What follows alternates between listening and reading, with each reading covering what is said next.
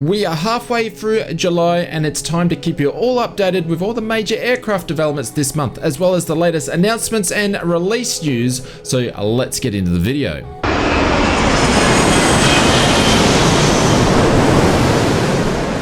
Kicking off this week's previews and announcements, Flight Sim Studios, the team behind the beta E-Jet 4 Microsoft Flight Simulator, which was released in early access earlier this year. In the past couple of months, the team have been fixing numerous bugs and adding milestone improvements to the E-Jet, including custom autothrottle, Navigraph charts on the EFB, implementation of the thrust rating system. Sim brief routes can now be imported straight into the McDo of the E-Jet, and the next release, which is scheduled to take next week, the team is scheduled to release and implement the ILS vertical and lateral AP tracking. Flight Sim Studios have been scheduling updates to the E-Jet every 2 weeks since January, and will keep you posted on any new milestones.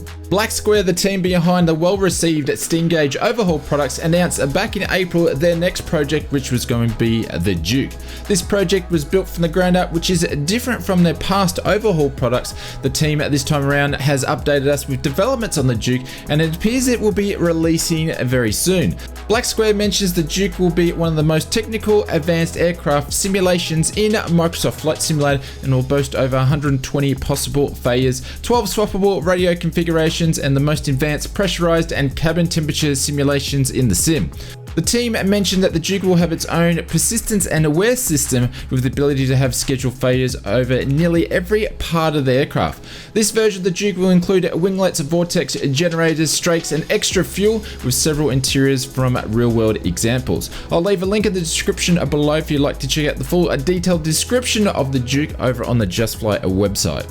RS Simulations this week announced their next aircraft, which is the Texan 2, and this one should be released very soon. The team plans to open testing of the Texan to a subject matter experts by the end of the month. There is no detail when it comes to the Texan's package, including systems or features at this stage, but RS Simulations did provide some screenshots of the in development of the Texan 2.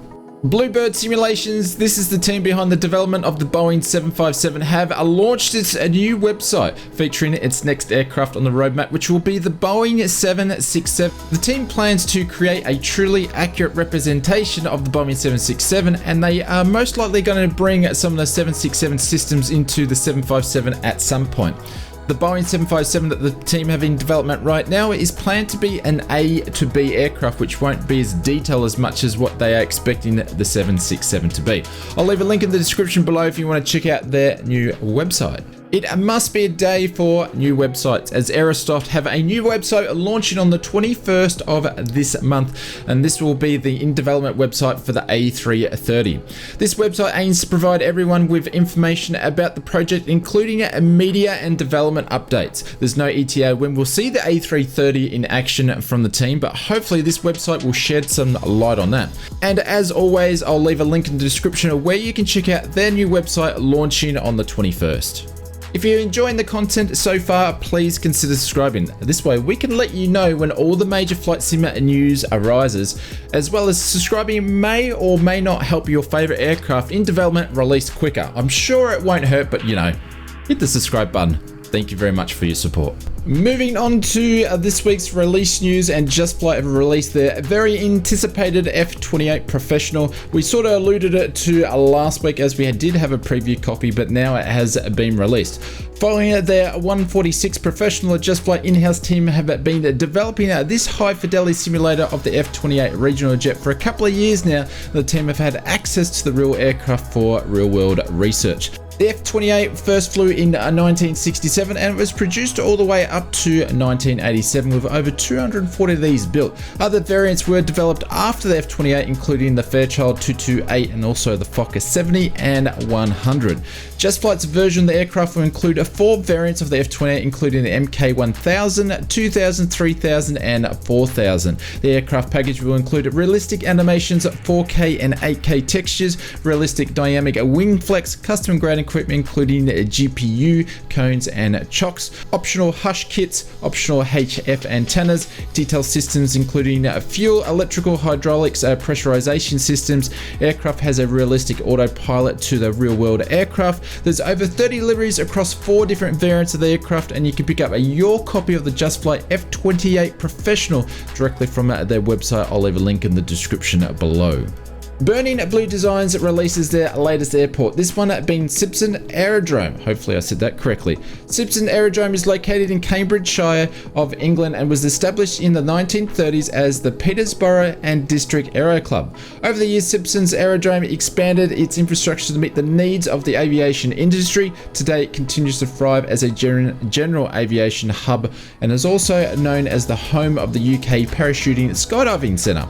Features included in the package is over 100 custom 3D objects with PBR textures, up-to-date layout of the airport, highly detailed CAF and interior, completely custom windsock and dynamic animated flags, realistic static aircraft, full night lighting and it's dynamic as well, enhanced high-resolution colors that are corrected for the ground textures of the area, and you can pick up your copy of Simpson Aerodrome directly from Burning Blue Designs. I'll leave a link in the description below.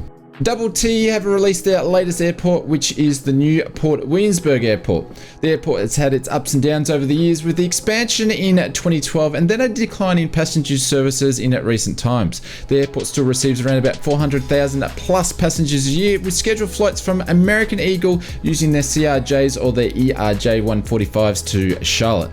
Double T's version of the airport includes handmade detailed PBR ground markings and textures, handmade realistic terminals, cargo buildings, airport and buildings, realistic airport lighting, taxiway aprons and runways are all sloped natively, custom jetways, and it's optimized for performance. You can pick up your copy of Newport Williamsburg Airport from Double T directly from the Sim Market store. I'll leave a link in the description below.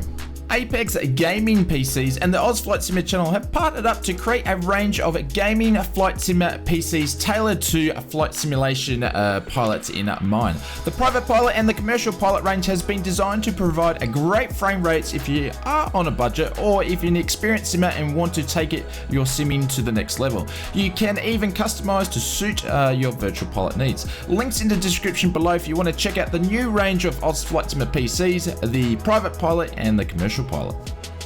Moving on to this week's sim update news, the Microsoft team are taking their usual summer break, so we won't see a live stream in July. However, the team have some pre-recorded messages from the development team on the 21st during next week's community flying.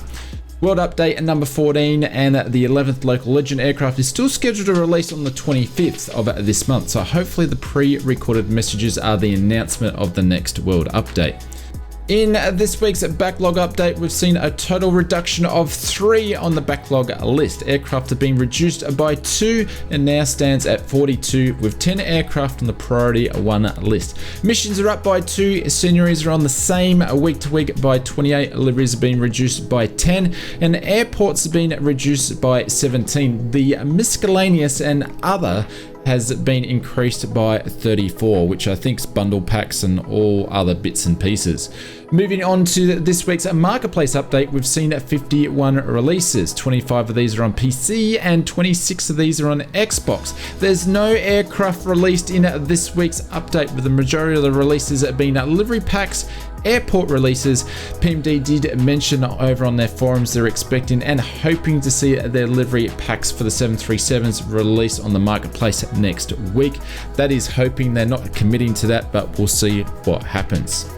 That's a wrap from this week's Flight Sim announcements and release news. If you enjoyed the video, hit the thumbs up, and if you really enjoy the video, please consider subscribing if you haven't done so for more Flight Sim content coming your way, and I'll see you on the next video.